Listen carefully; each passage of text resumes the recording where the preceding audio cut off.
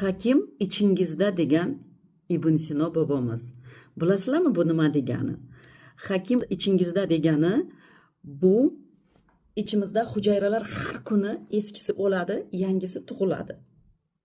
Demak, o'sha hujayra tug'ilishiga biz yetarli sharoit, qoniqarli sharoit yaratib bersak, keyingi avlod sog'lomroq bo'ladi.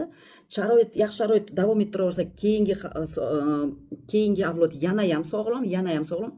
Shuni hisobiga o'sha shikastlangan to'qima hujayra yangilanib sifatliroq bo'lgani hisobiga to'qima tiklanadi. Asta-asta a'zoni hamma to'qimalari tiklanib, a'zoni o'zi tiklanadi. Har bitta a'zo, tizimdagi a'zo tiklansa, tizim yaxshi ishlaydi. Keyin hamma tizimlarni shunaqa qilib tiklasak, odamning tanasi tiklanib, sog'lom, yaxshi o'zini vazifasini bajaradi. 12 ta tizim yaxshi ishlagandan keyin odam sog'lom bo'lib qoladi.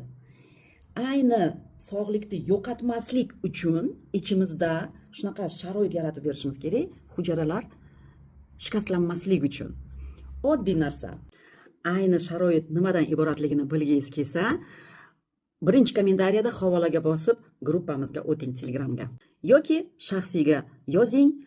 Imkoniyat bo'lsa, telefon raqamim aniq, bemalol telefon qilsangiz bo'ladi.